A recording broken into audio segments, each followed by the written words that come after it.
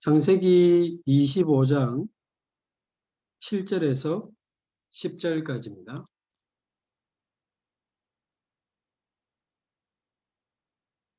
창세기 25장 7절에서 10절까지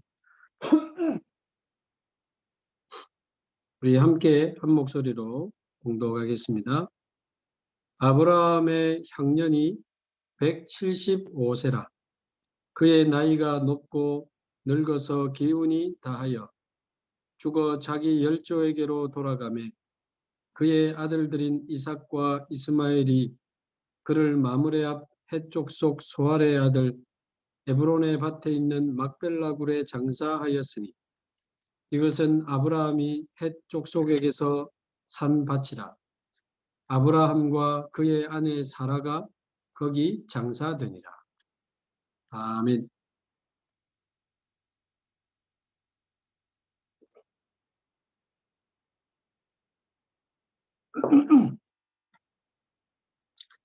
네, 오늘은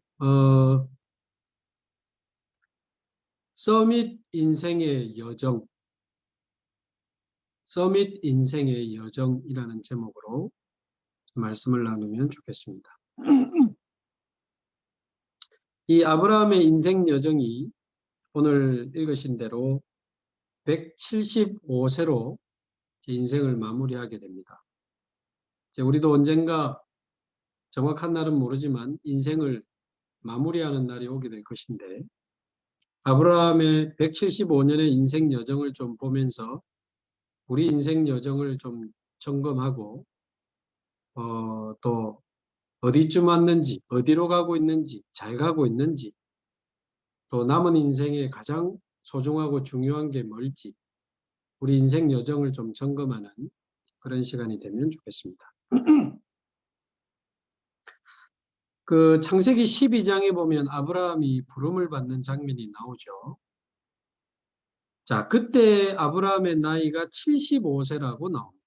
75세. 자, 그러면 하나님의 부르심을 받은 그 순간을 기점으로 아브라함의 인생은 일단 그 전과 그 후로 나뉘겠죠. 그렇게 보면 일단 아브라함은 일단 갈대아 우르에서 살았거든요. 갈대아 우르는 수메르 문화의 중심지로 그 달을 섬기는 그런 많은 우상과 우상 신전들이 가득하던 도시입니다. 거기서 역시나 우상 숭배하던 가문이었고 아버지 데라는 우상을 만들어서 팔고 수입을 얻어서 생활하는 그런 이제 우상 숭배하는 가문의 우상 문화 속에서 자라왔던 아브라함. 그래서 아브라함의 형제가 일찍 죽임을 당하고 가정에 많은 어두움과 재앙이 밀려오는 그때 이제 75세 때 하나님의 부름을 받게 되죠. 그래 보면 아브라함의 이제 75년은 어두움이 가득한 흑암 인생이었다. 그렇게 볼 수 있습니다. 어두움이 가득한 흑암 인생 75년을 살았고 그 이후에 하나님의 부름을 받고 하나님의 언약을 따라 하나님이 함께 하시는 축복을 누리며 결국 175세의 부름을 받았기 때문에 100년간은 이제 하나님과 동행하는 빛의 인생을 살았다. 이렇게 볼 수 있습니다. 75년은 흑암 인생, 100년은 빛의 인생을 살았다. 그렇게 볼 것인데요. 먼저 흑암 인생에서 조금 더 생각해 볼 것은 이제 결국 하나님 떠나서 영이 죽은 가운데 하나님 모르고 살아야 되니까 우리 읽어왔던 대로 창세기 3장, 6장, 11장에 사로잡혀서 나 중심, 물질 중심, 성공 중심의 삶을 살다가 어느 정도 성공도 하고 어느 정도 명예도 얻고 어느 정도 많은 돈도 벌어보지만 그거와 상관없이 어느 날 영적 문제가 오니까 어느 날 정신 문제가 오니까 때로는 더 많이 가지고 더 높은 자리에 또 오르기 위해서 양면이 있는 거죠. 영적 문제가 왔기 때문이든지 아니면 더 많이 가지고 더 높은 자리에 오르기 위해서든지 하나님 떠나서 창세기 3장, 6장, 11장에 빠져 살아가는 사람은 결국 미신 쪽으로 가는 경우가 많습니다. 미신, 점술, 우상, 종교 이런 쪽으로 많이 빠져요. 안 그런 척하지만 우리가 지금 살아가는 사회 엘리트들, 성공자들 굉장히 미신, 무속, 점술 연결 많이 돼 있습니다. 이제 내년 3월에 이제 대통령 선거가 있으니까 요즘 뭐 정치판이 시끄럽습니다만은 제가 한때 신학생 때 무속인들 100명 넘어서 계속 만나면서 대화해보고 전도해본 적이 있는데 한결같이 유명한 무당들이 하는 말이 선거철에 정치인들 직접 오든지 부인을 보내든지 밑에를 보내든지 정치인들 무속인 엄청 찾아다닙니다. 어느 선거구에 나가야 되겠냐부터 해서 어떻게 해야 이길 수 있느냐. 심지어 불러서 굿도 하고 그럽니다. 그래서 유명한 무속인 집에 제가 직접 가서 봤는데 정치인들이 준 감사패 많이 걸려 있어요. 우상에 빠진 정치인들이 지금도 많습니다. 정치인뿐이겠습니까? 산업인들도 많아요. 조금 오래 지난 이야기입니다만은 우리 IMF의 도화선이 되었던 한보철강이 부도가 났을 때 그 한보철강의 정태수 씨 거기에 대한 스토리가 옛날에 그 어떤 잡지에 나온 책을 제가 읽어봤는데 어떻게 하다가 철강 사업을 시작하게 됐나? 그거 나와 있어요. 무속인이 쇳가루 만지면 돈 번다고 해가지고 철강 사업에 뛰어든 겁니다. 별로 전문성도 없이. 그러면서 부흥시켜야 되고 성장시켜야 되니까 권력과 정치와 결탁을 하면서 부정한 금융 어떤 그런 거래들이 좀 있었던 것 같고. 그러면서 결국 이제 무너지게 되는데 그 정태수 씨가 사는 집이 뭐 어마어마했다고 그러죠. 거의 뭐 궁궐 같은 집에 가장 넓은 안방에 누가 사느냐? 무속인이 산다고 적혀 있었어요. 아예 무속인을 데리고 살았어요. 자기는 사랑방에 자고 그랬어요. 쉽게 말하면 무속인 시키는 대로 다 하는 겁니다. 지금 제가 회사 이름을 이야기하면 여러분이 혹시 알 수도 있는 부산의 중견기업입니다. 저희 장로님하고 같은 아파트에 사는 분이 여자 무속인인데 그 회사만 전문적으로 봐주는 무당이에요. 뭘 봐주냐? 직원 뽑을 때도 앉아 있는데요. 관상도 보고. 그리고 한때는 회사 공장에서 자꾸 인사사고가 생기니까 그 무속인 불러서 굿도 하고 아침에 한 바퀴 쓱 돌면서 오늘 이쪽이 기운이 안 좋으니까 조심하시라. 그분 직접 이제 했다는 말인데 회사 쪽 확인은 못 해봤지만 거의 뭐 돈을 보따리로 갖다 준대. 무속인한테. 뭐 금으로 갖다 줬다는 말도 있고 그래. 본인이 하는 이야기입니다. 물론 본인 주가를 올리기 위해서 좀 과장했을 수도 있지만 그만큼 흑암 인생을 살아가는 정치인과 산업인들이 지금도 많다. 요즘 TV에도 보면 뭐 관상, 점술 이런 거 쉽게 나와요. 그러니까 평상시에는 관심 없다가도 어려울 때 딱 생각납니다. 불신자들.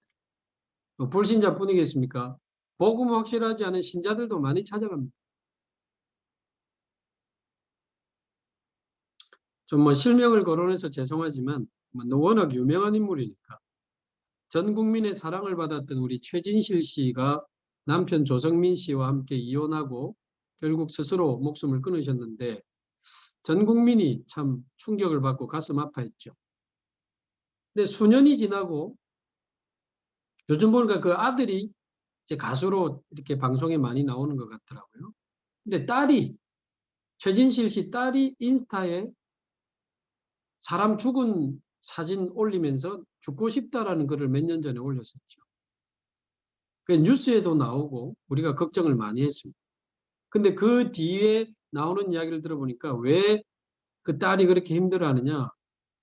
할머니가 이 딸도 어떤 끼가 있으니까 연예인이 되고 싶어 하는데 할머니가 막 절대 못하게 말린다는 거예요. 왜 말리는지 알아보니까 할머니가 무속인한테 물어보니까 얘는 연예인 하면 엄마하고 똑같이 될 팔자를 했다. 그러니까 이제 생명 걸고 말리는 거지. 자, 그 배경을 한번 보십시오. 이런 우상과 점술이 미신이 아브라함 시대 때만 있었던 게 아니고 지금도 많이 있습니다.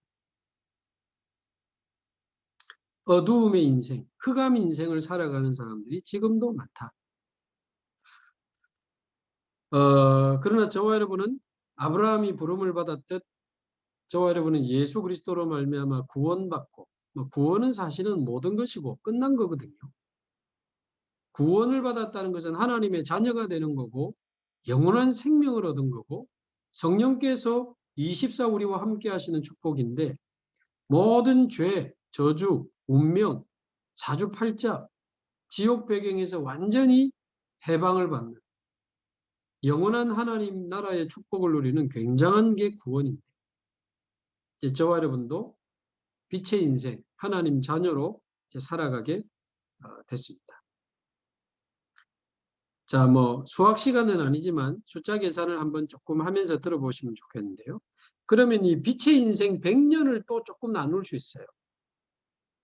75세 때 부름을 받아서 100년을 살았는데 그 100년 중에 또 25년은 사실은 빛의 인생으로 부름을 받았음에도 믿음과 불신앙을 왔다 갔다 합니다.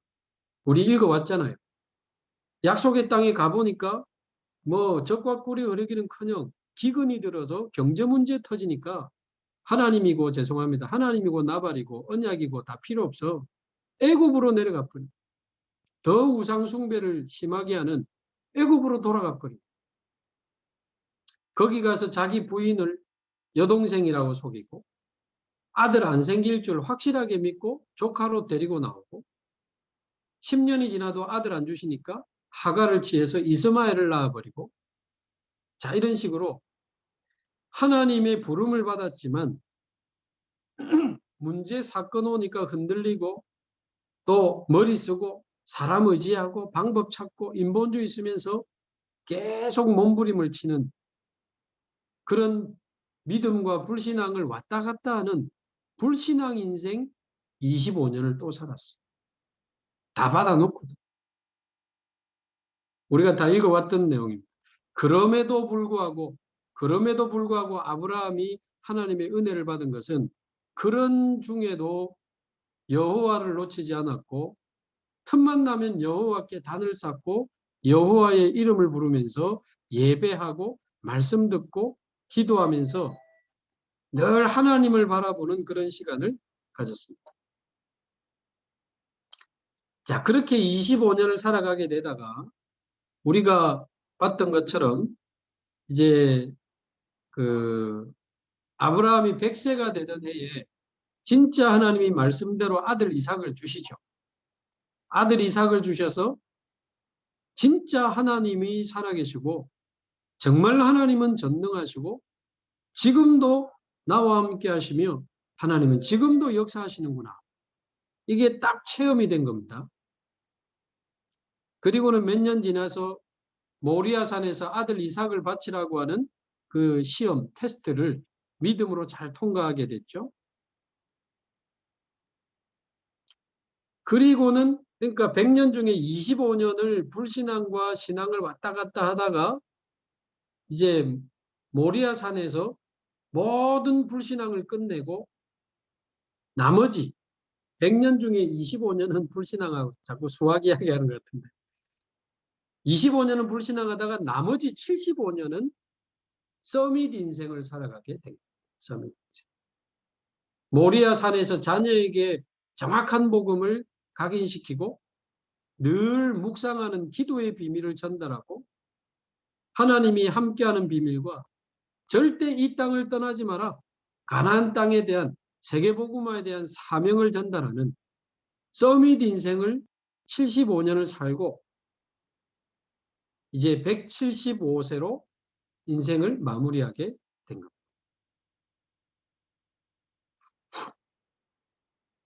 그래서 저와 여러분의 인생은 어디쯤 와 있는지, 어디를 향해 가고 있는지, 어두움과 흑암에 빠진 인생은 여기 아무도 안 계시니까요. 전부 그리스도 안에서 빛의 인생으로 들어오셨습니다. 참 감사하죠. 자, 그러나 혹시 우리가 아브라함이 흔들렸던 25년처럼 흔들리고 머리 쓰고 또 자꾸 사람 의지하고 방법 찾고 창세기 3장, 6장, 11장에서 빠져나왔지만 거기에 걸려 살아가는 신자 많아요. 예수 믿는다면서도 여전히 나를 위해, 돈을 위해, 쾌락을 위해, 성공을 위해, 명예를 위해 정신없이 살아가는 신자들 너무 많아요. 그럼에도 불구하고 늘 단을 쌓고 기도했던 아브라함처럼 저와 여러분이 예배 놓치지 마시기 바라고 정말 하나님의 말씀 붙잡고 날마다 영적인 힘을 얻으시기 바랍니다. 결론적으로 서밋 인생을 세팅하면 좋겠습니다. 서밋 인생을 세팅하자. 어떻게 말인가? 이미 하나님이 주신 것으로 조금만 기도하기 시작하면 됩니다.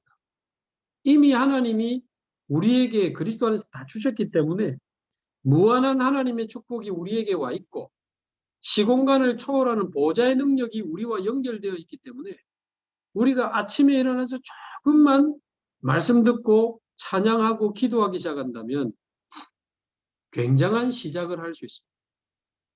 하루를 시작하기 전에 미리 하나님 주시는 힘을 얻는 거죠. 하루를 시작하기 전에 미리 흑암 세력을 결박시키는 겁니다. 하루를 시작하기 전에 미리 주의 사자가 동원되는 그 축복을 누리고 오늘 내가 가야 되는 장소, 만나야 되는 사람, 하는 일을 두고 미리 하나님의 그 전무후무한 답을 딱 찾아내고 하루를 시작하는 겁니다. 서밋 인생을 세팅하는 첫 번째가 아침 시간이다. 저는 오늘도 새벽 4시 20분에 일어나서 새벽기도 세팅해놓고 기도하다가 또 새벽기도 인도하고 또 기도하고 또 말씀 정리하고 한 60군데 말씀 정리해서 다 카톡으로 다 보내고 카톡은 동시 보내기가 안 돼. 모아서 보내면 사람들이 또 싫어하니까. 그리고는 지금 아이들 집사람 다 출근하고 학교 가고 지금 여기 앉아 있는데 어젯밤에 이미 여러분을 만나서 어떤 말씀 나눌지 확정하고 기도하고 잤거든요. 오늘 아침에 다시 한번 확인하면서 여러분 만날 거 놓고 또 기도했거든요. 서밋 인생을 세팅하는 첫 번째가 아침 시간입니다.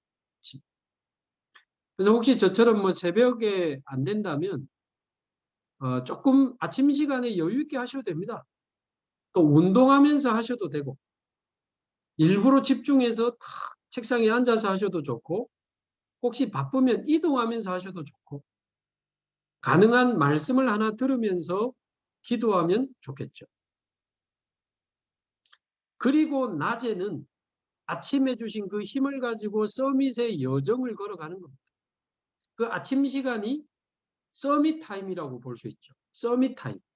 왜 하나님 우리를 서밋으로 부르셨으니까 조금만 하나님 바라보는 서밋 타임을 가지면 낮에 서밋의 여정을 걸어갈 수 있다. 서밋의 여정이 뭔가? 사람을 만날 때 하나님이 가장 원하시는 게 뭘까? 어떤 일을 처리할 때 하나님이 가장 원하시는 게 뭘까? 모든 만남, 모든 사건, 모든 장소에서 하나님이 주시는 전무후무한 답을 찾아내는 것이 서밋의 여정입니다. 그러면 밤에는 서밋의 마무리를 할 수 있습니다.